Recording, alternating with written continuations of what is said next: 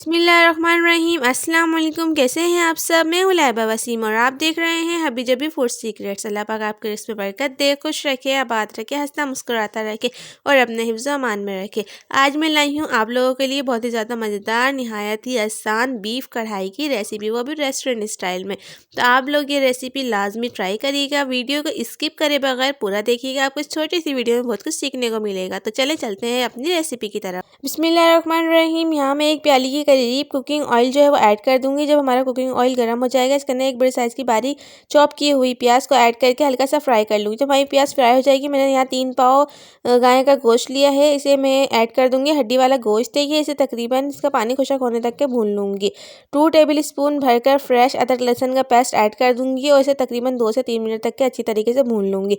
3 दरमियाने size का मैंने टमाटर लिए, जिसे बड़ा बड़ा मैंने काट लिया है टुकड़ों में। 10 मिनट का दम दे दूंगी इसे रखकर। बिस्मिल्लाहिर्रहमानिर्रहीम। यहाँ मैंने तकरीबन 10 मिनट के बाद इसका ढक्कन हटा दिया है। हमारे टमाटर देख के अच्छी तरीके से गल चुके हैं।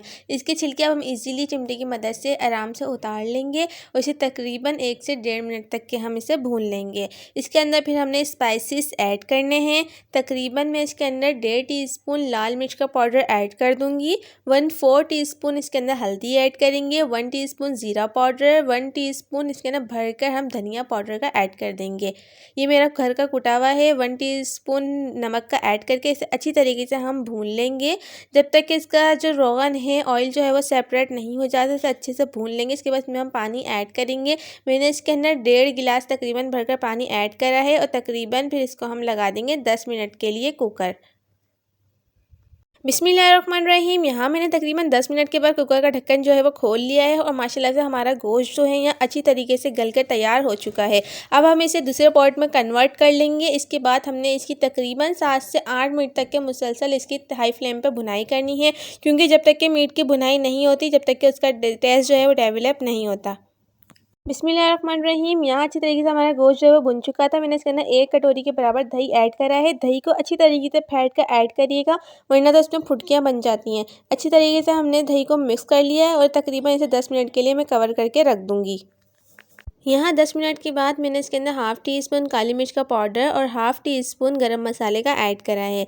इन दोनों चीज़ों को ऐड करने के बाद हम इसे अच्छी तरीके से मिक्स कर लेंगे और मैंने यहाँ 5 हरी मिर्चें ली हैं, जिसे मैंने कट लगा के ऐड करा है। 10 मिनट का दम दे देंगे। बिस्मिल्लाहिर्रहमानिर्रहीम। यहाँ 10 मिनट के बाद मैंने इसका ढक्कन खोल लिया है और माशाल्लाह से बहुत ही मज़ेदार खुशबू आ रही है इसमें से और माशाल्लाह बहुत अच्छी हमारी कढ़ाई मज़ेदार बनकर तैयार हो चुकी है। बिस्मिल्लाहिर्रहमानिर्रहीम। यहाँ मैंने हरी मिर्चें बारीक चॉप कर ली थी, उसे ऐड कर देंगे। बारीक अदरक चॉप करी थी, उसे ऐड कर देंगे और बारीक हरा धनिया चॉप करा था, उसे हम गार्निश कर देंगे।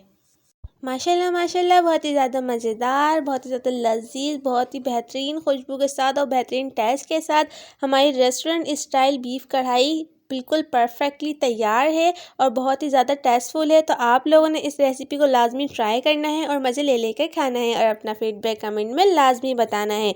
और अगर आप लोग हमारे चैनल पर न्यू हैं तो हमारे चैनल को लाजमी सब्सक्राइब कर लें और लाइक शेयर करना बिल्कुल भी मत भूलें। इंशाल्लाह मिलते हैं नेक्स्ट वीडियो में। अल्लाह हाफिज़।